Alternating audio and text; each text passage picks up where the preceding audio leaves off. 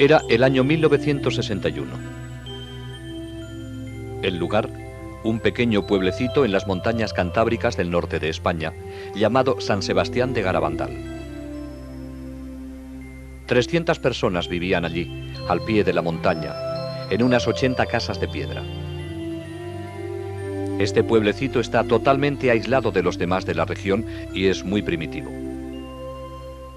Las casas carecen de agua corriente y la única fuente de calor es una estufa en la cocina. Solo hay electricidad durante unas pocas horas de cada noche. Las comodidades del mundo moderno, como televisiones y coches, simplemente no existen aquí. De hecho, no hay ni un solo motor en todo el pueblo. La gente se las arregla para ganarse la vida con la ganadería, teniendo que caminar a horas hasta llegar a los pastizales en lo alto de las montañas. Toda la familia participa en el trabajo, que consiste principalmente en recoger la hierba que luego se utiliza como alimento para los animales durante los crudos meses de invierno. Aunque Garabandal es el pueblo más pobre de la región, es también el más religioso. Todos los días, una de las mujeres del pueblo va por las calles haciendo sonar una campana para recordar a los habitantes rezar por los difuntos. Todas las noches, la gente se reúne en la pequeña iglesia para rezar el rosario y las letanías de la Santísima Virgen María. Los fines de semana, el párroco de Cosío hace el difícil viaje a caballo hasta Garabandal para celebrar la Santa Misa y oír las confesiones. Este era Garabandal en 1961. Era tan solo una sencilla población cantábrica que había permanecido sin cambios durante décadas, tal vez siglos. Y era de esperar que permaneciera así para siempre. Estas 4 niñas eran tan típicas como todas las demás del pueblo y vivían felices en su montaña. Conchita González, de 12 años. Maricruz González, de 11. Jacinta González, de 12, y Mariloli Mazón, también de 12 años. Aunque 3 de ellas tienen el mismo apellido, no son parientes cercanas.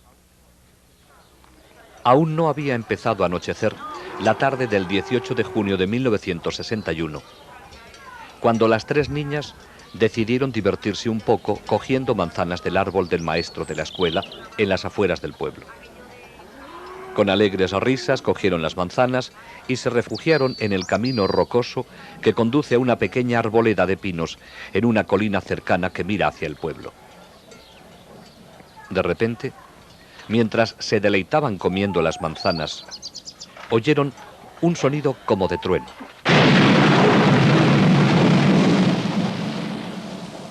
Comenzaron entonces a sentirse mal por haberlas cogido sin permiso. De repente, Conchita echó la cabeza hacia atrás y sus ojos se quedaron mirando fijamente hacia arriba. Al verla así, las otras empezaron a gritar. Estaban a punto de correr a sus casas para avisar a sus madres cuando les ocurrió lo mismo a ellas. Un ángel, rodeado de una luz brillante, estaba ante ellas.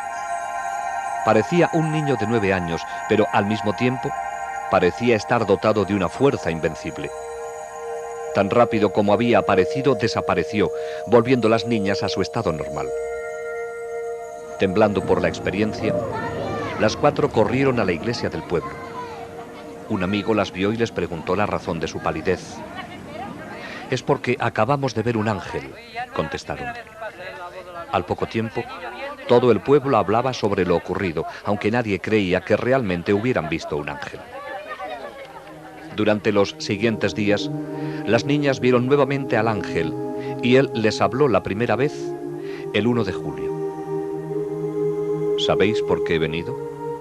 Es para anunciaros que mañana la Santísima Virgen se os aparecerá como Nuestra Señora del Monte Carmelo.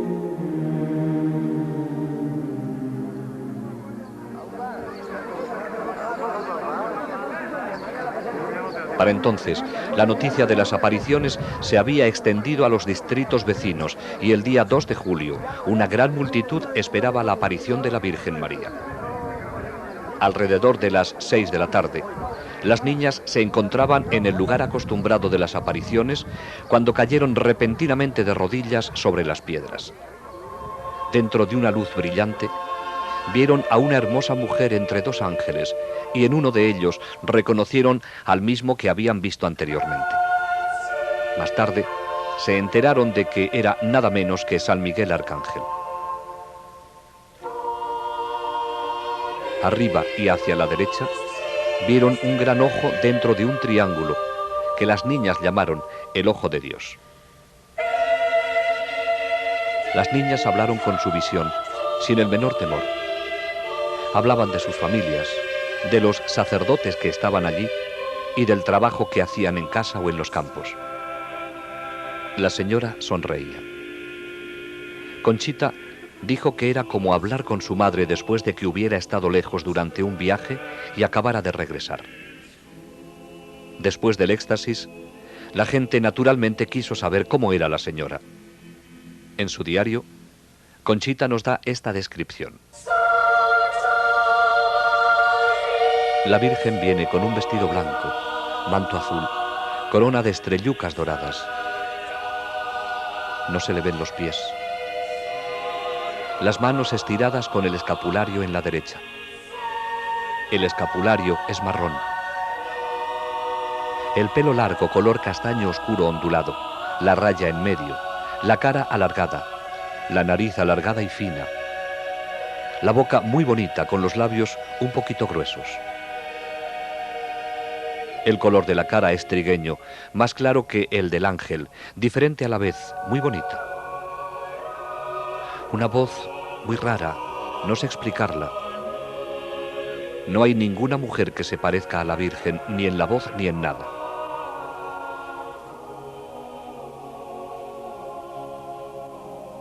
Pero existía un propósito detrás de estas apariciones de la Santísima Virgen. Quería utilizar a estas sencillas y simples niñas para llevar un importante mensaje a toda la humanidad. Pero siendo la madre amorosa y tierna que es, lo hizo a su propia manera. En su segunda visita vino con su pequeño niño en brazos, llenándose ellas de felicidad al ver al sonriente niño Jesús. Durante estas primeras apariciones, se vio a las niñas levantando pequeñas piedras hacia el cielo. Dijeron luego que la Virgen las besaba, pero añadieron que prefería besar objetos religiosos. La gente respondió entonces entregándoles rosarios, medallas, crucifijos y anillos de matrimonio, práctica que habría de continuar durante el transcurso de los acontecimientos. El 4 de julio, María les reveló su mensaje, diciéndoles que no deberían hacerlo público hasta el 18 de octubre. La verdadera naturaleza de las apariciones debería ser establecida primero para que el mensaje pudiera ser creído. Se necesitaba una prueba, y pruebas habría en abundancia. Varios médicos hicieron pruebas a las niñas durante los éxtasis. Encontraron que estaban rígidas, frías como piedras e insensibles al dolor. También experimentaban un cambio increíble en su peso.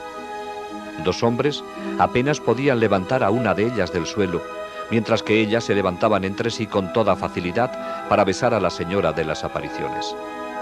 Las niñas sabían cuándo iban a tener una aparición mediante una serie de 3 llamadas interiores que se hacían progresivamente más intensas.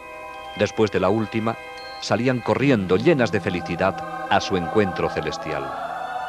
Las llamadas tenían lugar a cualquier hora del día o de la noche, pero si las niñas se habían ido ya a la cama, entonces la Virgen respetaba su sueño. Conchita debió permanecer muchas noches en vela, esperando la última llamada de la Virgen. Hacia finales de julio, la frecuencia de las apariciones había aumentado a 2 o más en un solo día, con una duración desde 10 minutos hasta varias horas. Las caras de las niñas se transfiguraban, adquiriendo una belleza sobrenatural.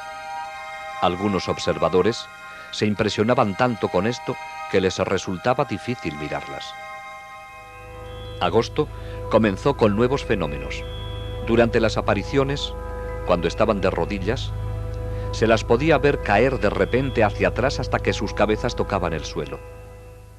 A veces caían al unísono, en perfecta sincronización, formando bellas esculturas. Merece la pena mencionar que nunca se les subió la ropa indecorosamente. En ocasiones caían totalmente rectas hacia atrás, dando un fuerte golpe seco en el suelo que horrorizaba a los espectadores, pero nunca se hicieron daño, levantándose luego sin el apoyo de sus manos o brazos. Comenzaron entonces los éxtasis ambulatorios, hacia adelante o hacia atrás y a través del pueblo, durante los cuales mantenían los ojos fijos hacia arriba todo el tiempo. Véase cómo el pie de Mariloli evita cuidadosamente una piedra del camino. A veces se movían tan rápido que ni los más jóvenes del pueblo, corriendo a toda marcha, podían alcanzarlas. Al terminar la carrera, no estaban cansadas ni sudorosas y sus pulsos eran totalmente normales. Durante estas carreras extáticas solían detenerse instantáneamente, desafiando las leyes de la física, mientras que los que trataban de seguirlas pasaban junto a ellas incapaces de detenerse tan rápido. Las niñas siempre llevaban crucifijos en las manos y los ofrecían para ser venerados a aquellos que estaban a su alrededor. Nunca sabían quién besaba el crucifijo, ya que durante los éxtasis solo veían a su visión y a ellas mismas. Por orden de la Virgen, sostenían el crucifijo para que lo besase aquel que María deseara. En una ocasión, después del éxtasis, Conchita se enteró de que todos los que habían besado el crucifijo eran sacerdotes vestidos de seglares.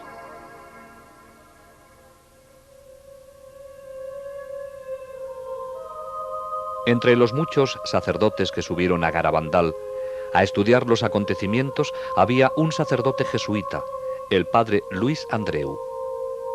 Era un joven brillante profesor de teología, con la reputación de ser también un santo.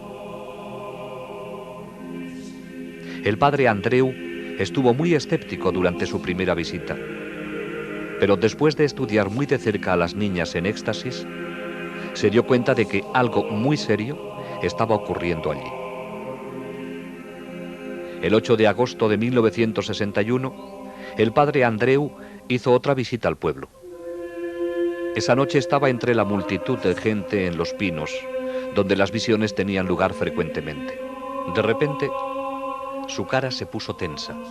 Gruesas gotas de sudor se formaron sobre su frente y exclamó: ¡Milagro! ¡Milagro! ¡Milagro! ¡Milagro!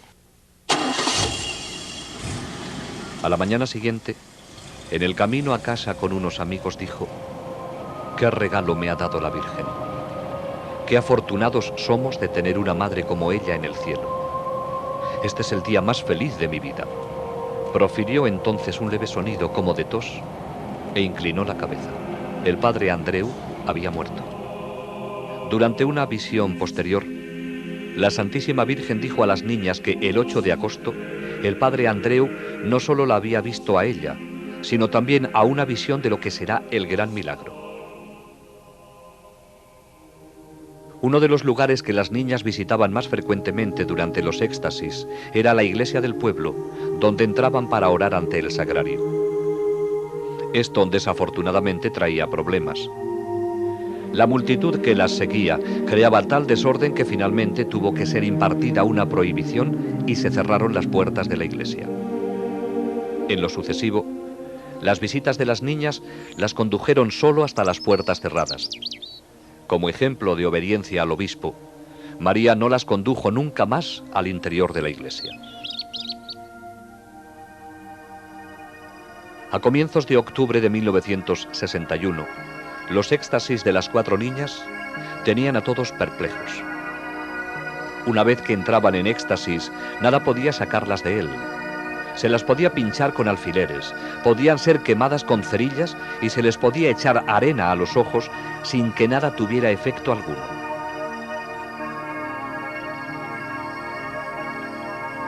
Las poderosas luces de las cámaras, disparadas a corta distancia, no las hacían parpadear.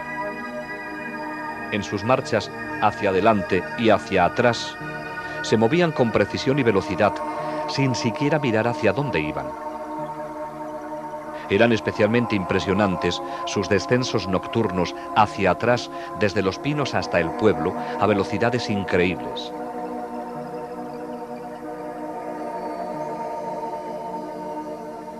Las niñas devolvían los objetos religiosos a sus dueños sin equivocarse nunca, y lo hacían sin mirar a la persona o al objeto. Estos objetos eran generalmente apilados sobre una mesa en casa de una de ellas, cuando no estaban allí. En ocasiones, los rosarios y las medallas con cadena se enredaban. Pero esto no era problema. La niña en éxtasis cogía los objetos de la mesa y los levantaba hacia la aparición, separándolos luego con toda facilidad en sus manos. Entonces tomaba el objeto recién besado por María y con los ojos fijos en la visión todo el tiempo, pasaba a través de la multitud hasta encontrar a su dueño. Era una experiencia conmovedora para la persona que se le entregara su rosario, medalla o anillo de matrimonio de esa forma misteriosa. Muchos lloraban, algunos se desmayaban.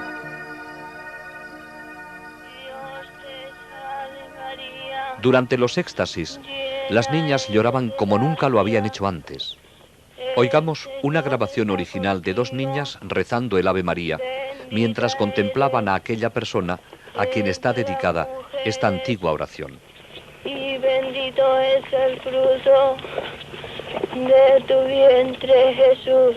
Santa María, Madre de Dios, ruega por nosotros pecadores, ahora y en la hora de nuestra muerte. Amén. Cantaban himnos que no habían aprendido y con la ayuda de María componían canciones bellísimas. Oh Virgencita del Carmen, cuánto gusto nos has dado con aparecerte a nos con tu niño tan salado.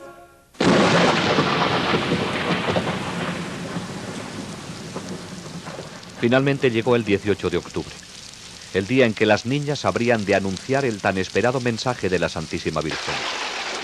Era un día de apariencia apocalíptica, con rayos y truenos, lluvia y frío. No obstante, cientos de personas hicieron el sacrificio de estar allí en ese día tan importante. El tiempo pasó y muchos se fueron. Finalmente, el mensaje fue leído en voz alta en los pinos, a la multitud que aún permanecía allí. Hay que hacer muchos sacrificios, mucha penitencia, visitar al Santísimo. Pero antes tenemos que ser muy buenos. Y si no lo hacemos nos vendrá un castigo. Ya se está llenando la copa, y si no cambiamos, nos vendrá un castigo muy grande.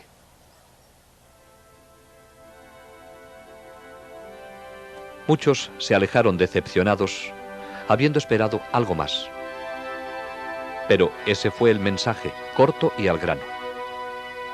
La más amorosa de las madres acababa de decirles a sus hijos, en un lenguaje claro y sencillo, lo que deberían hacer para evitar un castigo de Dios que sobrepasaría cualquier cosa que el hombre pudiera concebir. Los éxtasis de las 4 niñas continuaron hasta entrados los meses de invierno. Las llamadas vendrían a cualquier hora, de día y de noche. La Santísima Virgen tomaba muy en serio lo que había dicho en su mensaje acerca de la penitencia y el sacrificio.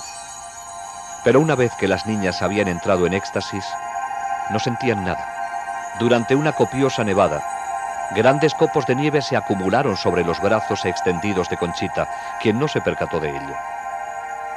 En otra ocasión, durante una granizada, no se le afectaron los golpes de granizo que recibió sobre los ojos abiertos. Las visitas de la Santísima Virgen y de San Miguel continuaron durante la primavera y el verano de 1962. San Miguel les traía la comunión invisible en aquellos días en que no había un sacerdote disponible para hacerlo. Les enseñó cómo hacerlo con respeto. Primero venía la preparación, luego la comunión y por último la acción de gracias.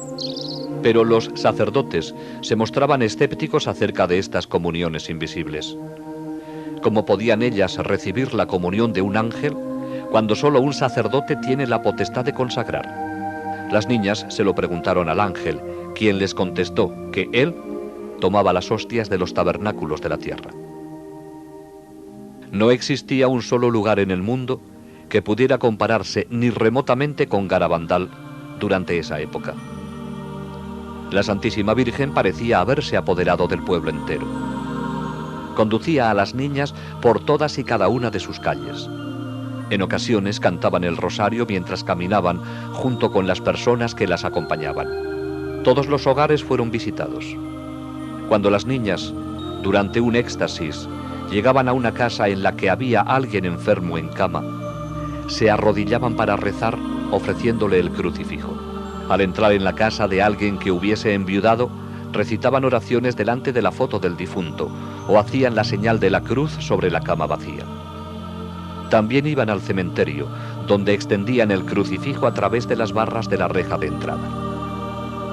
Acontecimientos de la mayor importancia se estaban desarrollando en esta pequeña población española. Aunque nadie se dio cuenta en ese momento, la Santísima Virgen María nos estaba preparando para la tormenta que estaba a punto de desencadenarse sobre la Iglesia. Ella había venido personalmente para reafirmar todas las verdades y enseñanzas de la Iglesia. Todo cuanto María hizo con las niñas estaba infundido de profundo significado para todos los cristianos. Durante los éxtasis, oraban en las más variadas posiciones, de rodillas, de pie, sentadas, caminando o acostadas. La Virgen nos estaba recordando que podemos estar siempre con Dios y con ella, sin importar dónde estemos ni lo que estemos haciendo.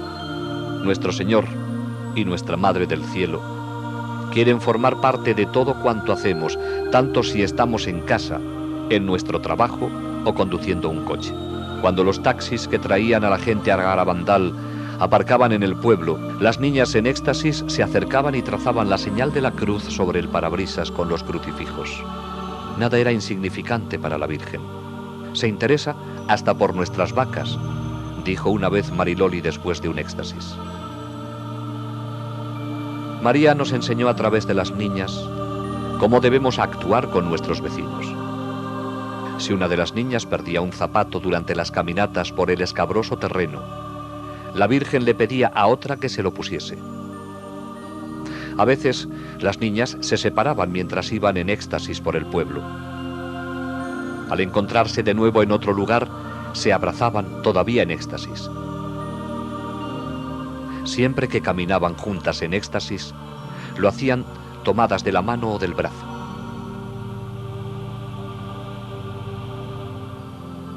¿Y quién era esta señora de luz, actuando tan poderosamente en la pequeña población de Garabandal?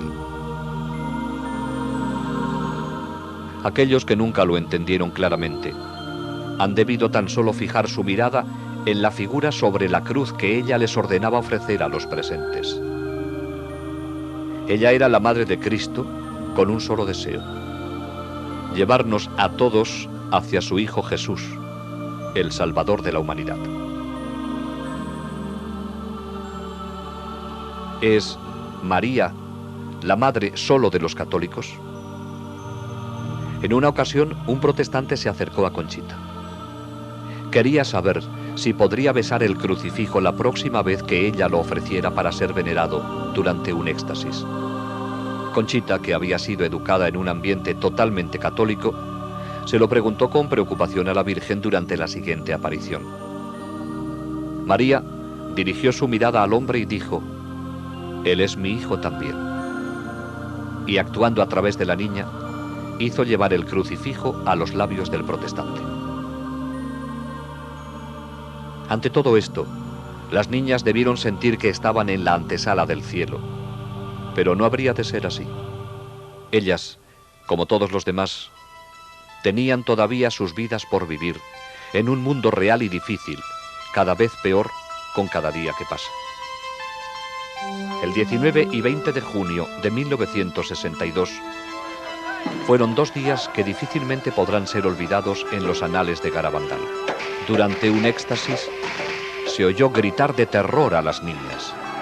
Se había levantado el velo, permitiéndoseles dar una mirada a los acontecimientos del futuro.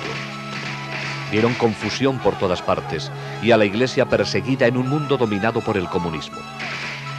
En el momento en que las cosas eran peores, se les dijo que Dios enviará un aviso sobrenatural que será sentido por todas las personas de la tierra. Entonces, a pesar de hallarse en la presencia de la Santísima Virgen, se sintieron sobrecogidas de terror al ver escenas del futuro castigo que será enviado por Dios si el mundo no cambia después del aviso y el milagro. A pesar de que, a petición de la Santísima Virgen, las personas que estaban allí, casi todo el pueblo, habían permanecido a alguna distancia de las niñas, se sintieron tan sobrecogidos por los gritos y las expresiones de las niñas que al día siguiente el pueblo entero confesó y comulgó.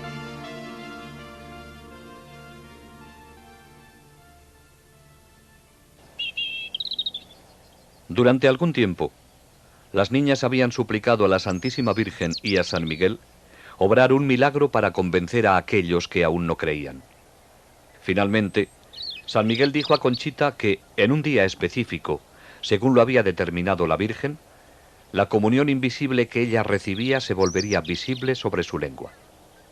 Conchita lo llamó alegremente milagruco, ya que ella pensaba que la hostia que recibía era siempre visible. Varios centenares de personas se encontraban en el pueblo cuando, finalmente, llegó el día anunciado por Conchita con 15 días de anticipación. Pero la espera fue larga y cansada. Muchos se descorazonaron y se fueron. Entonces, alrededor de la 1:30 de la madrugada del 19 de julio, Conchita salió de su casa en éxtasis, dio la vuelta a la esquina y, con la multitud apretándose contra ella, cayó de rodillas en una calle vecina. Conchita sacó entonces la lengua. Aquellos que estaban a poca distancia de ella afirman que estaba vacía. De repente, más rápido de lo que puede detectar el ojo humano, una hostia blanca y brillante se materializó sobre la lengua de la niña. Un hombre de negocios de Barcelona, con una cámara de cine prestada y sin más iluminación que la que le prestaba una linterna de pilas, rodó algunas escenas mostrando la hostia sobre su lengua. Era este un milagro anunciado con anterioridad y registrado en una película que servía de prueba de la autenticidad de los acontecimientos de Garabandal. En octubre de 1962, a 1400 kilómetros de Garabandal, comenzaba a desarrollarse otro suceso de profundas repercusiones dentro de la Iglesia, sin precedente en tiempos modernos. El Papa Juan XXIII había dado comienzo al Concilio Vaticano II. Surgió entonces la pregunta natural: ¿existía alguna relación entre este acontecimiento eclesiástico monumental y los maravillosos hechos que estaban ocurriendo en un pueblecito del norte de España? La respuesta es un contundente sí, aunque el completo significado de esta relación solo podrá ser comprendido en el futuro. Durante un éxtasis se oyó a Conchita repetir las palabras de la Virgen: el concilio será el más grande de todos, será un éxito. A lo que respondió Conchita: qué bien, así te conocerán mejor y estarás más contenta. Hacia enero de 1963, Mariloli, Jacinta y Maricruz habían cesado de tener apariciones. Solo Conchita continuaba teniéndolas, aunque eran cada vez menos frecuentes. Sin embargo, por esta época, Conchita y Mariloli comenzaron a tener locuciones internas. Una locución es una voz interior que no va acompañada de una visión externa. En 1947, Joe Lo Mangino Perdió el sentido de la vista y el olfato en un absurdo accidente que le cercenó los nervios olfativo y óptico.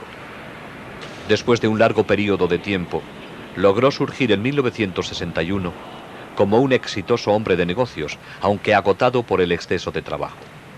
Su médico le sugirió que se tomara unas vacaciones en Europa. Así que salió de casa en Lindenhurst, Nueva York, para visitar a su tío en el sur de Italia. Joey no era muy religioso en aquel entonces, y solo gracias a la insistencia de su tío accedió a hacer un largo viaje en coche hasta San Giovanni Rotondo, donde vivía Padre Pío. Este fraile franciscano, con las llagas de Cristo en sus manos, pies y en el costado, era considerado como un santo viviente. Joey no había previsto ningún encuentro personal con él. Sin embargo, al terminar la misa, se encontró en una habitación con otras personas esperando la bendición del Padre cuando pasara por allí. Al entrar el Padre Pío en la habitación, Joey se arrodilló para recibir su bendición. De repente, oí a la gente arrodillarse sin saber lo que pasaba. Padre Pío colocó sus brazos sobre mí y me besó en la frente. Me dijo: Joey, estoy muy contento de verte. Mi tío me dijo luego que era Padre Pío quien me había abrazado. Yo no sabía qué decir, porque nadie sabía que yo iría allí a verle, ni siquiera yo mismo. Joey quedó profundamente impresionado y 2 años más tarde regresó a San Giovanni. Esta vez decidió confesarse con Padre Pío. Fui al confesionario en que estaba el Padre Pío y me arrodillé en el reclinatorio con el Padre Pío sentado frente a mí. Me tomó la mano, así. Yo estaba asombrado pensando en los confesionarios americanos con paneles. Entonces, estando de rodillas, con mis manos entre las del Padre Pío, me dijo en italiano: Joey, confiésate. Y para ser franco, estaba entristecido porque no estaba llevando una vida adecuada. Me quedé atónito. No supe qué decir. Entonces, el Padre Pío me tomó la mano, así, y me dijo: confiésate. Pero de nuevo encontré muy difícil hablarle. Entonces, en perfecto inglés me dijo: Joey, ¿recuerdas cuando estuviste en un bar con una mujer llamada Bárbara? ¿Recuerdas los pecados que cometiste? Y en perfecto inglés pasó a decirme las personas con las que había estado, los sitios a los que había ido y los pecados que había cometido. Naturalmente, estaba sudando, pero Dios me concedió la gracia de entender que si tenía que soportar todo aquello para volver a ser feliz, merecía la pena. Creía realmente que el Padre Pío podría ayudarme. Entonces, cuando llegó al fondo de todos mis pecados, después de lo que me parecieron 1000 años, me dijo en italiano: ¿estás arrepentido? Y yo le dije: sí, lo estoy, Padre Pío. Entonces me dio la absolución. Los ojos me daban vueltas en la cabeza y comencé a frotarlos, así. La cabeza me daba vueltas y yo seguía frotándome los ojos. De pronto, mi mente se aclaró totalmente y me puso su mano estigmatizada sobre los labios, así. Besé su estigma y me dio una ligera palmada en la cara, diciéndome en italiano: Joey, un poco de paciencia y valor, y vas a estar bien. Tenía 33 años, pero me sentía como si tuviera 16. Tenía el firme propósito de corregirme, lamentaba todos los pecados que había cometido durante mi vida. Me sentía tan bien y tan limpio que no quería involucrarme con nadie por temor a que, solo al hablar, pudiera perder la gracia que había recibido. Pero aún había una gracia más para Joey, mientras se arrodillaba con otras personas para recibir la bendición del Padre Pío. Cuando tuve el accidente aquí, en 1947, perdí el sentido del olfato. Todo esto está suturado. Y esta es una fractura de 3 pulgadas sobre la frente. No solo perdí mis ojos, sino el olfato. Cuando me arrodillé para recibir la bendición del Padre Pío, sentí una fragancia de rosas que provenía de la sangre de sus manos. Al percibirla me sorprendí y me eché hacia atrás contra la pared, con los brazos levantados, así. para protegerme. No sabía qué pasaba. Padre Pío bajó mi mano y me dijo en italiano: Joey, no tengas miedo. Y me tocó así, en el puente de la nariz. Mi sentido del olfato fue restablecido después de estar sin él desde el día del accidente, en junio de 1947, 16 años atrás. Joey estaba lleno de paz y felicidad y no quería abandonar San Giovanni. No obstante, su compañero de viaje le recordó que tenían el compromiso de pasar parte de sus vacaciones en un lugar llamado Garabandal. Cuando Mario me recordó que teníamos que irnos a Garabandal, le dije: Mario, ¿cómo sabemos que es verdad? A lo mejor no es una aparición verdadera. Tal vez es un truco del demonio para hacerme perder las gracias que acabo de recibir. Preguntémosle a Padre Pío. Entonces él dijo: ok. Siempre habíamos tenido una magnífica acogida por parte de los religiosos con los que residía Padre Pío, así que fuimos donde estaban ellos y les dije: quisiera hablar con Padre Pío, ¿es posible? Y el religioso dijo: oh sí, Joey. Hicimos las maletas y volvimos más tarde, ese día, para encontrarnos con Padre Pío en el claustro. Al arrodillarme, le dije al Padre Pío: ¿es cierto que la Virgen se está apareciendo a 4 niñas en Garabandal? Y él dijo: sí. Dije entonces: Padre Pío, ¿debo ir allí? Y él dijo: sí, ¿por qué no? Y así es como ocurrió. Debido a que Padre Pío me aseguró que la Virgen se estaba apareciendo allí, dándome su autorización para ir, no tuve miedo y fui. La primera de muchas visitas de Joey Lomangino a Garabandal fue en febrero de 1963.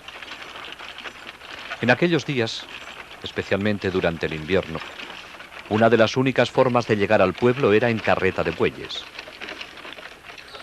No pasó mucho tiempo antes de que Joey se encontrara y conociera a las niñas a quienes la Virgen se había aparecido, quedando inmediatamente impresionado por su sencillez y sinceridad. Conchita habría de convertirse en una buena amiga. Joey se quedó también impresionado por el mensaje y sintió la necesidad de hacerlo conocer. Sin embargo, se sentía impedido por su ceguera. Me dije: ¿qué puedo hacer para hacer conocer al mundo al Padre Pío y el mensaje de Garabandal? ¿Qué puedo hacer? ¿Qué puede hacer un ciego? Nunca estuve en una obra de teatro en el colegio de lo tímido que era. Joey regresó a casa. Tenía un álbum de fotos de Padre Pío y de las 4 niñas en éxtasis, con explicaciones en relieve bajo cada foto. Visitaba las casas de sus amigos y familiares, dándoles explicaciones sobre el famoso estigmatizado y sobre los hechos admirables que estaban ocurriendo en Garabandal. De esta pequeña semilla habría de surgir un apostolado a través del mundo entero.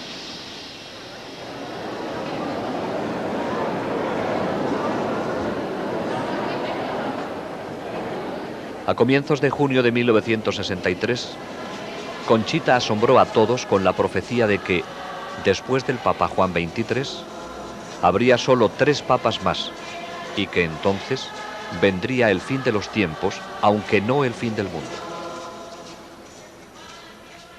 El 19 de marzo de 1964, día de la fiesta de San José, Conchita tuvo una locución en Los Pinos durante la cual la Virgen le dijo que el día del gran milagro, Joey Lomangino recuperaría la vista para siempre.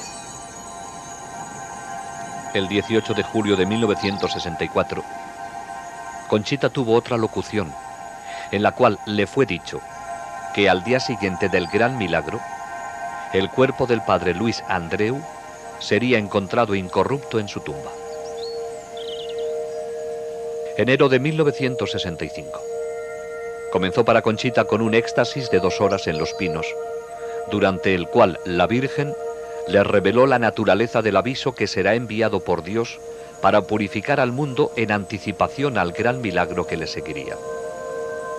También le dijo que, debido a que el mundo no había respondido a su primer mensaje, por intercesión de San Miguel, daría un segundo y último mensaje el día 18 de junio de 1965.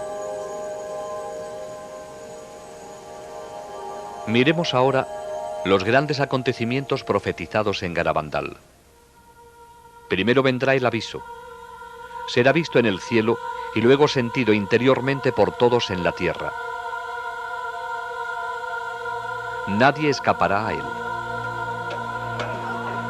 En algún momento, en un futuro no muy distante, cuando el mundo se encuentre en medio del caos, todo se suspenderá.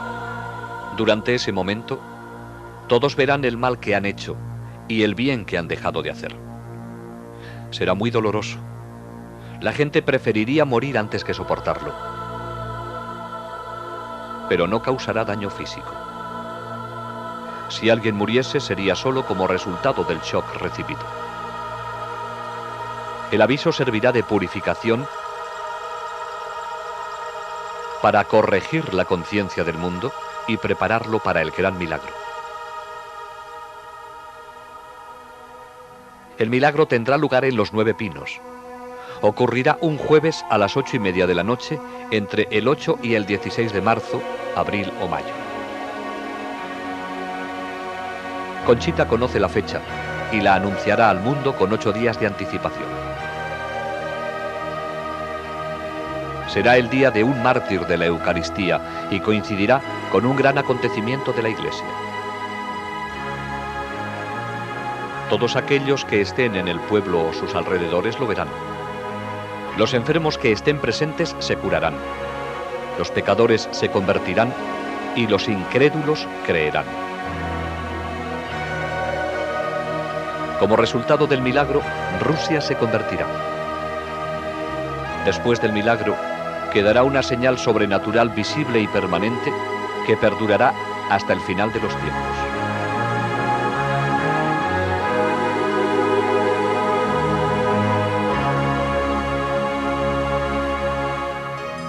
Si después del milagro el mundo no cambia aún, entonces Dios enviará un castigo. Será peor que cualquier cosa que el hombre pudiera imaginar y estará en línea con lo que merezcamos por nuestros pecados.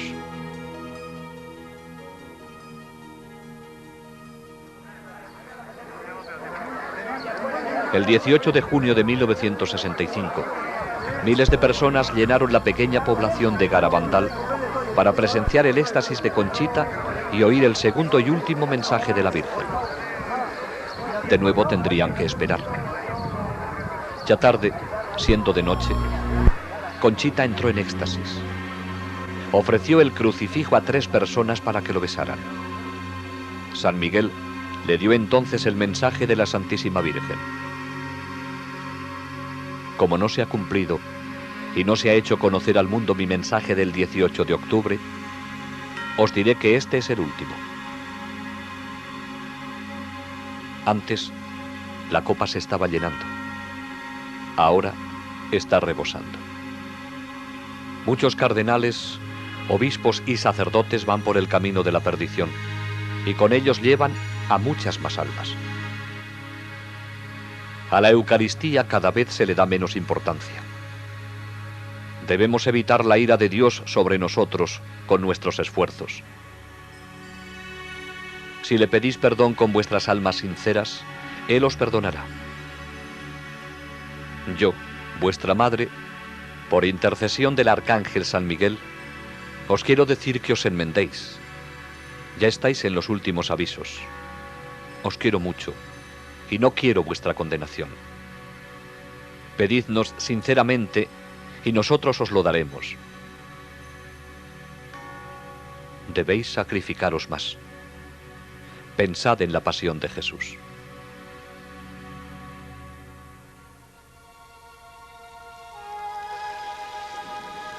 El 13 de noviembre de 1965 fue un día de alegría y tristeza a la vez para Conchita. La Virgen se apareció con el niño, pero habría de ser por última vez en Garabandal. Como ya se ha indicado, esta sería una aparición especial para besar objetos religiosos de los que Conchita tenía muchos. Después de besarlos, la Virgen dijo: a través del beso que he dado a estos objetos, mi hijo hará prodigios. Distribúyelos a otros. Háblame, Conchita. Háblame de mis hijos. A todos los cobijo bajo mi manto. Esta será la última vez que me veas aquí, pero siempre estaré contigo y con todos mis hijos. Conchita, ¿por qué no vas a visitar a mi hijo al sagrario? Él te espera día y noche. Conchita le dijo, soy tan feliz cuando los veo. ¿Por qué no me llevas contigo al cielo ya? A lo cual ella respondió, ¿recuerdas lo que te dije el día de tu santo? Cuando te presentes ante Dios, tus manos deberán estar llenas de buenas obras, hechas para tus hermanos y para su gloria. En este momento, tus manos están vacías.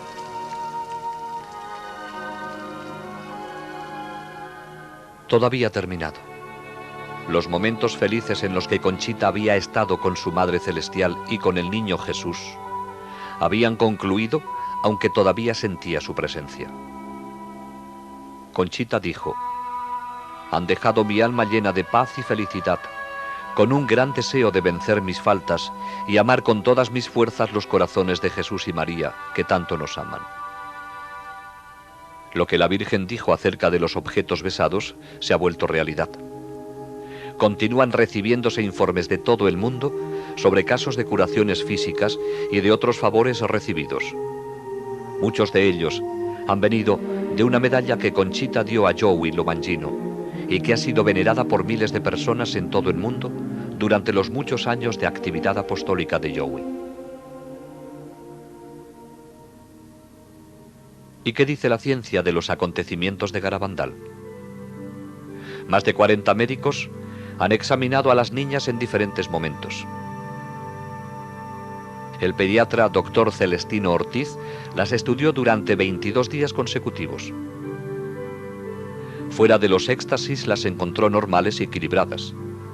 Sobre sus éxtasis dijo, permanecer en silencio sería una auténtica cobardía científica. No encontramos ninguna explicación satisfactoria para tales fenómenos. El doctor Ricardo Ponsernó era un neuropsiquiatra de reconocimiento internacional, en el clímax de su carrera. Efectuó los más exhaustivos exámenes a las niñas en un periodo de 12 días. Sus conclusiones: la cantidad y calidad de los fenómenos excluyen cualquier explicación natural. Dijo, desde un punto de vista estrictamente científico, no se puede negar la posibilidad de un origen sobrenatural en todos estos fenómenos. Otro eminente psiquiatra, conectado a los acontecimientos, es el doctor Luis Morales. En 1961 tenía su propia clínica en Santander, donde el obispo le nombró jefe de la comisión creada para estudiar las apariciones. En ese momento, él no creía en el origen sobrenatural de estas. Más tarde, el mismo doctor Morales sorprendió al cambiar su opinión original. El 30 de mayo de 1983, con autorización del obispo de Santander, dio una conferencia pública en el salón de actos más grande de Santander. Durante la misma, expuso ante la multitud las razones por las cuales estaba convencido de que las apariciones de Garabandal eran dignas de crédito.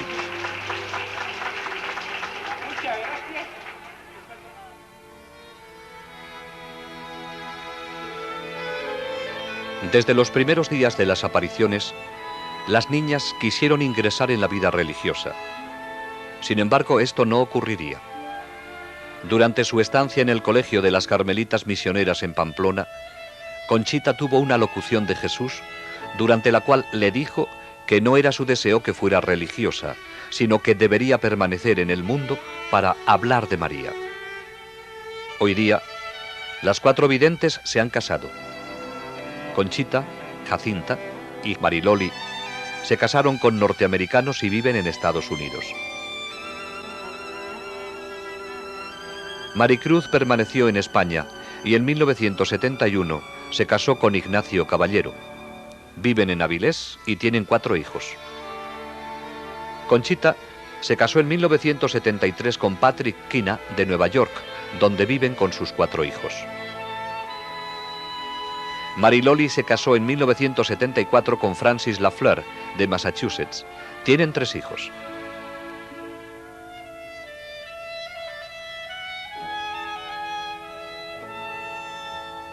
Jacinta se casó en 1976 con Jeffrey Moynihan, de la Marina de los Estados Unidos. Tienen una hija.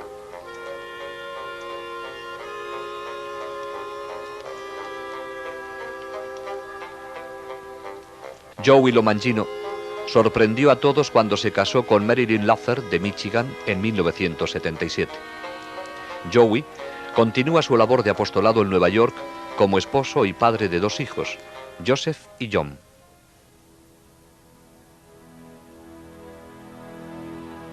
El principal propósito de la Santísima Virgen al aparecerse en Garabandal fue entregar un mensaje. Pero además de este mensaje, hizo un énfasis tan especial en otros puntos que estos llevan mensajes implícitos en sí mismos.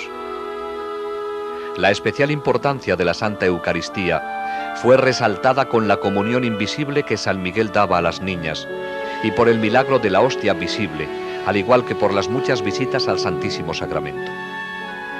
Se pudo observar que, durante estas visitas, las niñas nunca dieron la espalda al sagrario, incluso saliendo de la iglesia caminaban hacia atrás.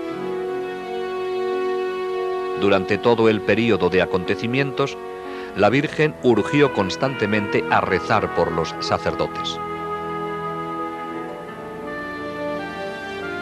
La Virgen escogió aparecerse bajo la advocación de Nuestra Señora del Monte Carmelo, estrechamente ligada al escapulario marrón. Habló de su importancia y lo llevó siempre en su brazo durante las apariciones. El escapulario es un signo de consagración a Nuestra Señora bendita. Aquellos que lo lleven con fe y devoción pueden estar seguros de su maternal protección durante los terribles días en que vivimos y en el momento de la muerte. El rosario fue algo muy importante dentro de los acontecimientos de Garabandal. María no les pedía a las niñas que lo recitaran durante las apariciones, se lo ordenaba. Les enseñó primero los misterios y luego cómo decir las oraciones lentamente, pensando en lo que decían. Una vez que lo aprendieron, solo las acompañaba durante el gloria. El significado de los sacramentales, como crucifijos, rosarios, medallas y anillos de matrimonio, fue subrayado por el deseo de la Virgen de besarlos, impartiendo a través de ellos gracias especiales de curación y conversión. El mensaje de Garabandal es la respuesta del cielo a la crisis de hoy. La decisión es nuestra ahora. El futuro de nuestra generación dependerá de cómo respondamos a él.